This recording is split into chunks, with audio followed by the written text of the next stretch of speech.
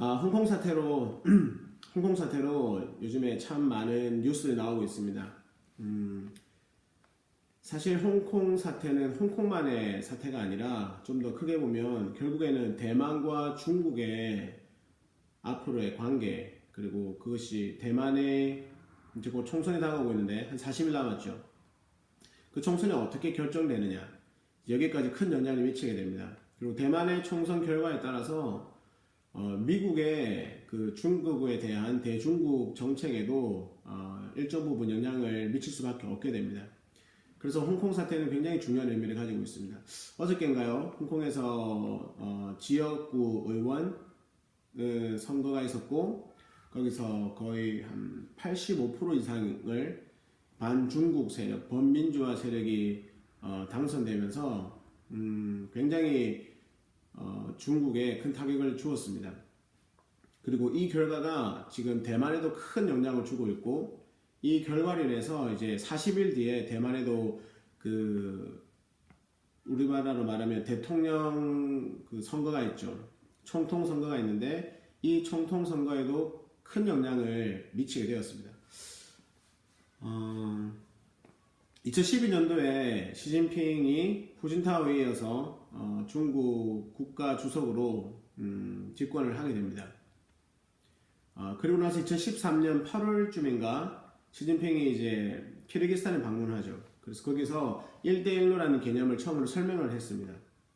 그리고 2014년도에 아마 정확한 달을 생각하지 않는다면 중반쯤에 영국을 방문하게 됩니다. 영국을 국빈 방문해서 거기서 1대1로 One Road, One Belt라는 단어를 처음으로 거의 대내외적으로 선포하게 되죠.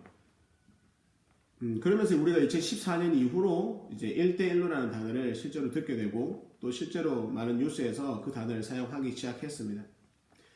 1대1로를 시진핑이 발표하고 난 다음에 미국이 주도하고 있는 IMF 그리고 세계은행, 그거에 대항해서 아시아 개발은행 AIIB를 만들고는 중앙아시아, 중동, 아프리카 그리고 동남아시아에 굉장히 많은 투자를 하게 됩니다. 그래서 그곳에 뭐 쉽게 말하면 그곳에 도로를 굉장히 많이 놓았죠. 도로를 많이 놓고, 그리고 철도를 많이 놓았습니다. 그리고 그 기반 시설, 기반 산업, 뭐 건물 짓고 하는 그런 일들에 많은 투자를 하고 많은 그 차관을 빌려주게 되었죠. 결국 시진핑이 이러한 일을 한 이유는 미국의 태평양 시대가 있었다면 팍스 아메리카나 이후에 Rise of China, 중국의 굴기가 있는데 이제 2015년부터 우리가 Rise of China, 그러니까 중국의 굴기, 중국몽 이런 단어를 자주 듣게 되었죠. 이거를 진행하기 위해서는 미국을 태평양에 묶어둘 필요가 있었던 겁니다. 오케이, 태평양은 미국 거, 그리고 근데 이제부터 인도양은 우리 거라는 그런 꿈을 가지게 된 거죠. 그래서 인도양과 태평양이 만나는 그 중간 지점, 연결되는 지점 남중국해를 이제 굉장히 분쟁 지역으로 만듭니다. 사실 중국이 남중국해를 분쟁 지역으로 만든 이유는 남중국해를 완전하게 먹겠다라는 그게 궁극적인 목적은 아닌 것 같아요. 물론 그렇게 되면 중국이 가장 좋은 거지만 미국이 절대 그렇게 하도록 그냥 내버려 두지는 않을 거라는 것쯤은 중국도 알고 있었을 겁니다. 그러면 중국의 현실적인 목표는 남중국해를 자기들이 먹는 게 아니라 버퍼 존으로 만드는 거죠. 지금은 남중국해가 절대적으로 원래는 미국의 그런 통제를 받는 영역이었죠. 왜냐하면 그게 그 무역 수송로이기 때문에 한국과 일본으로 들어오는 모든 거의 90% 이상의 그 원유 수송하는 배들이 그 길로 말라카 해협을 통해서 남중국해로 들어오기 때문에 그 지역이 거의 미국이 이렇게 통제하는 지역이었습니다. 근데 이제 어쨌든 그 지역을 중국의 입김을 불어넣어서 미국과 중국이 함께 상의하고 뭔가를 결정하는 그런 버퍼 존으로 만들어 놓은 다음에 그 뒤에 있는 인도양은 중국이 먹고 태평양은 여전히 미국이 통치하는 식으로 가고 싶어 했던 겁니다. 그래서 1대1로의 구상에 원 로드는 쉽게 말하면 아세안 하이웨이, 일본에서 출발하죠. 일본에서 출발, 일본 아시안 하이웨이가 고속도로가 일본 동경에서 출발해서 쭉 내려와서 후쿠시마까지 내려와서 거기서 후쿠오카까지 내려와서 거기서 이제 부산으로 들어오죠. 부산의 중앙동에서 그 길이 두 개로 갈라져서 일본은 경부고속도로 따라서 서울 그리고 철원 쪽을 통과해서 저기 단동, 중국의 단동으로 나가게 되고 6번 길은 부산 중앙동에서 일본과 갈라져서 일본이 서쪽 경부고속도로를 타고 가고 6번은 7번 국도를 타고 동해안을 따라 쭉 올라가죠. 그래서 김책을 지나서 저기 하바롭스키 러시아 쪽으로 나가는 겁니다. 그 다음에 다시 어쨌든 중앙아시아에서 이 두 길이 결국에는 만나지게 되는 겁니다. 이 아시안 하이웨이가 중국이 말하는 1로 그러니까 원 로드가 되는 거고 1대라는 그 원 벨트라는 말은 그 인도양에 위치하고 있는 해상 항구들을 개발하는 것을 말합니다. 그래서 중국이 파키스탄에 굉장히 큰 항구를 30년을 빌리게 되었죠. 그리고 파키스탄뿐만 아니라 그 그리스 그리고 케냐 어쨌든 그 인도양을 따라서 아주 중요한 지점에 항구들을 사거나 아니면 30년에서 100년 기간 동안 빌리는 그런 계약들을 맺게 됩니다.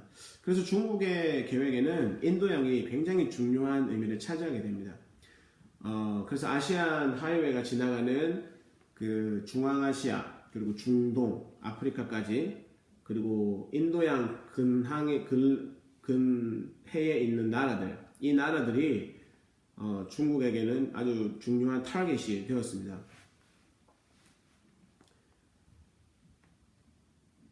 초반에 말씀드린 대로 인도양을 중국이 먹기 위해서는 그 남중국해를 미국이 한마디로 말하면 한국과 북한 사이에 DMZ 존처럼 어떤 버퍼 존을 만들어야 되기 때문에 거기에서 일정 부분의 긴장이 형성될 수밖에 없던 구조였습니다. 근데 남중국해에 대만이 있죠.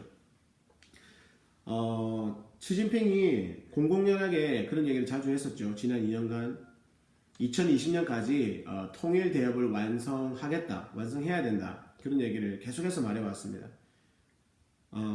일국 양제를 통해서 다시 중국과 대만이 통일이 되어야 하는데 대만이 그것에 동의하지 않으면 무력을 통해서라도 무력 통일을 해야 된다. 그리고 할 것이다. 2020년까지 그렇게 할 것이다 라고 이제 올 초에 아주 공식적으로 발표를 했습니다. 근데 지금 시진핑은 1대1로를 추진을 하고 굉장히 강력하게 밀어붙여 왔고 그리고 2020년까지 대만이랑 통일을 하겠다라고 이미 발표를 하고 공식적으로 그렇게 막 밀어붙이고 있는데 정작 대만은 시진핑이 굉장히 반대하는 세력들 그러니까 민진당이 지금 대만의 그 권력을 가지고 있습니다. 대만에는 크게 두 가지 당이 있는데 하나는 민진당 이 진보죠. 진보 세력들 민진당 그리고 하나는 보수 세력인데 우파라고 하죠. 국민당이 있습니다. 그래서 민진당과 국민당이 이렇게 정권을 주고받는데 주로 국민당이 이제 우리가 잘 알고 있는 장개석이 만든 당입니다. 이 당이 지금까지는 대만에서 대부분의 총선 그 총통 선거에서 총통을 배출했습니다. 국민들의 많은 사람들이 국민당을 주로 지지를 해왔습니다. 근데 국민당이 오랫동안 정권을 잡다 보니까 부패하게 되죠.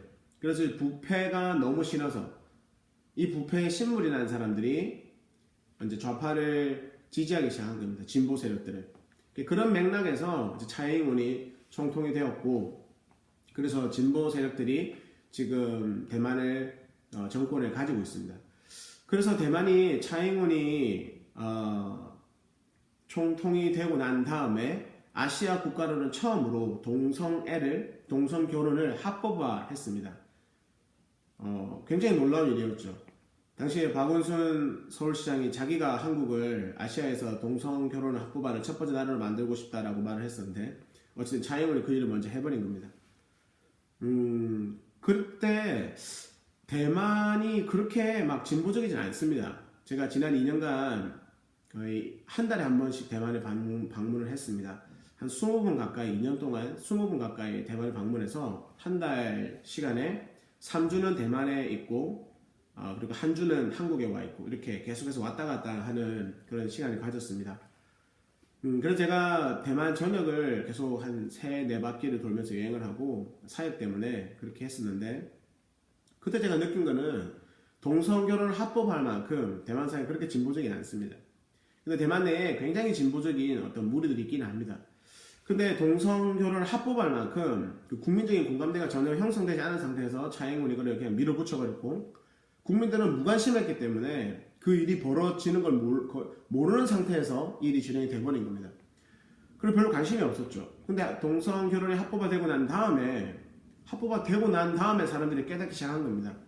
이게 우리가 정말 심각한 문제구나. 이게 통과되면 실제로 우리의 삶에 어떤 영향이 있을 거라는 것을 점점 알게 된 거죠.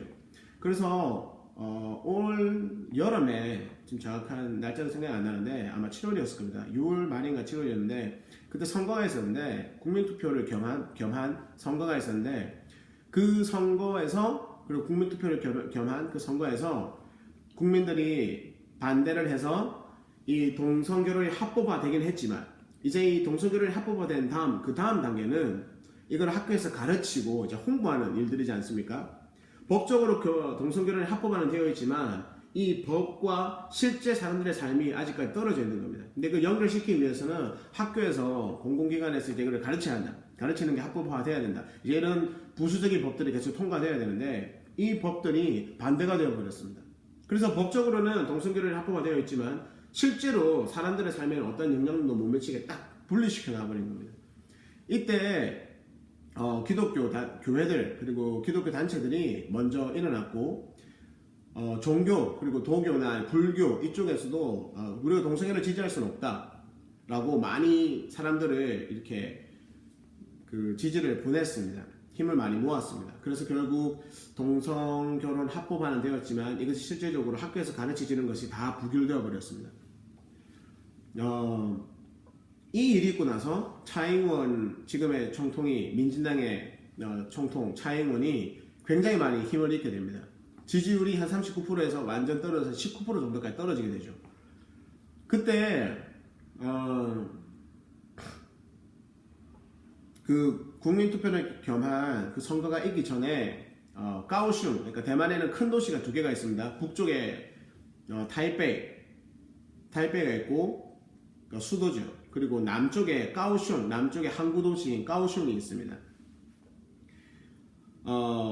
이 까오슝이라는 제2의 도시, 한국을 말하는 부산 정도 위치가 되는 항구 도시인 까오슝은 원래는 그 외국인들이 굉장히 많이 들어와 있습니다. 특히 필리핀에서 많은 노동자들이 들어와 있어가지고 굉장히 민진당 그러니까 진보 세력이 굉장히 계속해서 시장을 배출해 왔던 그런 지역이었습니다. 민진당이 굉장히 강한 지역이었습니다. 근데 항구위라는 국민당 사람이 시장으로 뽑히게 되었습니다. 굉장히 이례적인 일이었죠. 그때 항구위가 그때 선거 때 사용했던 그 전략이 뭐였냐면 옛날에 빌 클린턴이 바보야, 문제는 경제야 라고 했던 거랑 비슷한 거였습니다. 경제가 중요하다. 지금 차이잉원이 총통이 되고 난 다음에 대중국 정책을 굉장히 반중국으로 몰고 가면서 중국의 경제 보복이 굉장히 시작이 되었는데 그 경제 보복으로 인해서 사실 대만의 경제가 좀 타격을 받긴 받았습니다. 그런 상황에서 항구위가 나는 경제를 책임지겠다.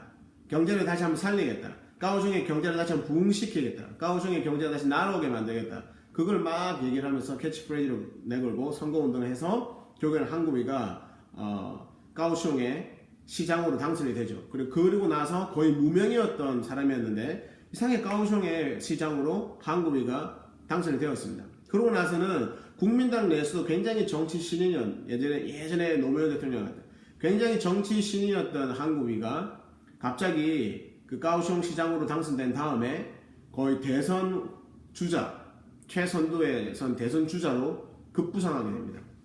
그리고 그 당시에 이미 대만 총선이 한 1년 정도로 다가왔기 때문에 이제 차이잉원과 항구위 이 두 사람에 대해서 여론조사를 하면 항구위가 거의 40%에 45% 그리고 차이잉원이 한 19% 굉장히 압도적으로 항구위가 2배 정도로 그 지지가 앞서고 있었습니다. 사실 그 차이잉원이 진보 세력인 차이잉원이 총통이 되고 나서 주로 밀어붙였던 그 정책은 두 가지입니다. 하나는 진보 가치를 실현하는 것. 그거의 가장 대표적인 그 정책이 동성결혼 합법화였죠. 그리고 다른 하나는 중국에 반대한다. 반중국. 우리는 통일 필요 없다. 통일 필요 없다라고 말하는 거였습니다. 그러니까 중국 입장에서는 2020년까지 일국 양제를 통해서 통일을 하든가 아니면 그것을 반대하면 무력을 통해서라도 통일을 하겠다라는 입장이었는데 차이잉원은 우리 통일 필요 없다 라고 해버리니까 시진핑 정권과 차이잉원 정권이 굉장히 부딪힐 수밖에 없었습니다. 그래서 중국에서 대만으로 여행 가는 거를 예전에 그 중국이 한국에 사드 이후에 했던 것처럼 그 관광객들 다 끊고 그리고 실질적으로 이제 그런 경제적인 보복을 하게 됩니다. 실제로 차이잉원이 총통이 되고 나서 대만의 경제 상황이 많이 나빠졌고 그래서 그 연금자들의 연금이 많이 깎이게 됩니다. 25%가 깎였대요, 실제로. 그래서 이제 보통 연금 생활하시는 나이 많은 은퇴하신 분들이 연금 받아서 뭐 일주일에 두세 번 나가서 밖에서 식사하는 외식하고 그게 이제 굉장히 삶의 낙이었는데 대만의 문화가 그렇습니다. 대만은 집에서 음식하는 것보다 나가서 음식 사 먹는 게 거의 가격이 더 쌀 수 있기 때문에 집에서 요리를 잘 하지 않습니다. 그래서 이제 그 사람들에게는 한 일주일에 한 두세 번 나가서 약간 그래도 좀 고급스러운 음식을 먹는 게 연금 생활자들의 낙이었는데 그 연금이 25% 깎이면서 연금으로 생활을 해오던 사람들이 굉장히 경제적 압박을 받게 됩니다. 그러면서 차이잉원이 거기서 잘라낸 25%의 연금을 떼서 젊은 층에게 그 지금 이재명 시장이 하는 것처럼 이제 그런 식으로 젊은 세대들에게 파퓰리즘을 하게 됩니다. 어쨌든 이렇게 경제 상황이 악화되었기 때문에 한국위가 올라왔고 차이잉원에게 거의 더블 스코어를 이기면서 그때 당시만 하더라도 그리고 특별히 7월 달에 국민투표를 겸한 그 선거에서 그 동성애 합법이 반대되면서 한국위가 반드시 7개월 뒤에 총통으로 당선될 것이다. 이게 굉장히 유력했습니다. 다들 그렇게 생각을 했습니다.